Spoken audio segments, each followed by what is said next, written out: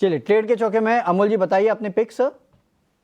जियो finance के साथ जाना चाहूंगा। पोजिशनल पॉइंट ऑफ व्यू से 233 के आसपास पिक किया था।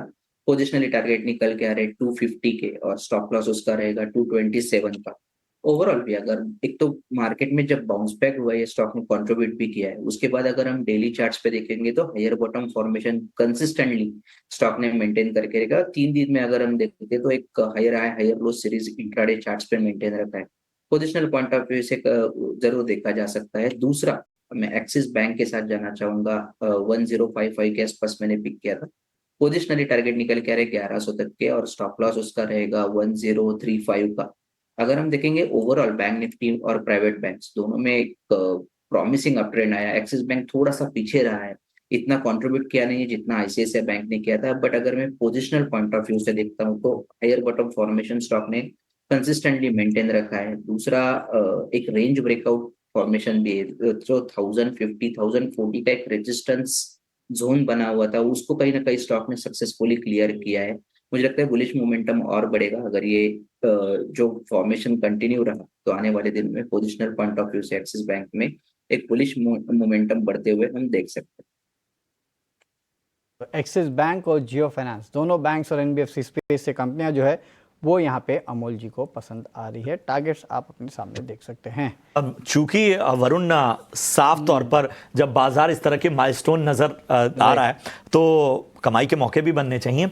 और जिस सेक्टर पर मैं फोकस करना चाहता हूं वो एक तो सीधा कंज्यूमर से जुड़ा हुआ है और वो इस मौसम में बड़ा ट्रिगर करता है। आप समझ गए होंगे। मैं समझ गया। और आज ब्रोकरेजेस भी काफी बुलिश हैं, तो जरा वोल्टास लेकर आइए।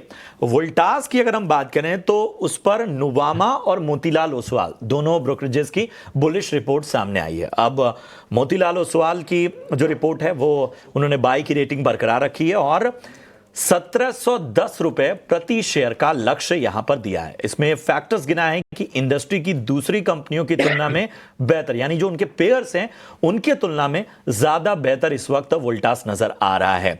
इसके अलावा नुवामा ने कहा है कि जो बिजनेस अपग्रेड के संकेत कॉन्फ्रेंस कॉल में कंपनी ने दिए वो बहुत बड़ा ट्रिगर है और इन्होंने 100 रुपए ऊपर का लक्ष्य दिया है मोतीलाल ओसवाल से। जी हां, 1710 मोतीलाल ओसवाल ने, नुवामा में 1810 रुपए प्रति शेयर का लक्ष्य दिया है और साफ तौर पर कहा है कि आरएसी सेगमेंट में 35% रेवेन्यू ग्रोथ का अनुमान जता रहे हैं।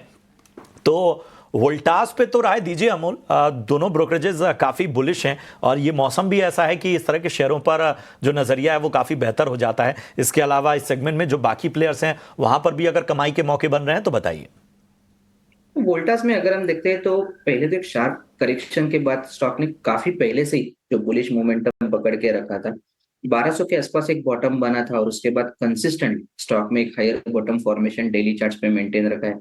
20 डे सिंपल मूविंग एवरेज से काफी ऊपर चल रहा है, 50 डे सिंपल मूविंग एवरेज के भी ऊपर चल रहा है। बट ब्रॉडर अगर थोड़ा सा बड़ा रेंज देखते हैं तो अभी भी 200 डे सिंपल मूविंग एवरेज के नीचे स्टॉक ट्रेड हो रहा है। ये थोड़ा सा दिखा रहा है कि शायद ये जो आने वाले दिनों में एक थोड़ा सा एक साइडवेज मोमेंटम देखने को मिल सकता है, क्योंकि लार्जर टेक्सचर जो है वो अभी भी थोड़ा सा वीक जोन की तरफ है। बट शॉर्ट टर्म में हाउएवर ये अभी भी बुलिश सेटअप है और यही कंटिन्यू रहने के चांसेस फिलहाल तो चार्ट्स पे दिख के आ रहे हैं। पोजिशनल ट्रेडर्स के लिए definitely 50 day simple moving average एक सैक्रोसेंट सपोर्ट लेवल का काम करेगा, जो अराउंड आता है 1400 और 1425 के आसपास।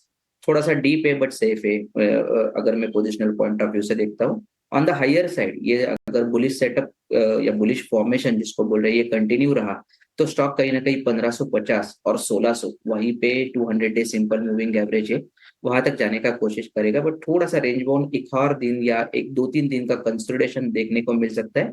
But positional point of view से बाइंग व्यू के साथ जरूर देखा जा सकता है।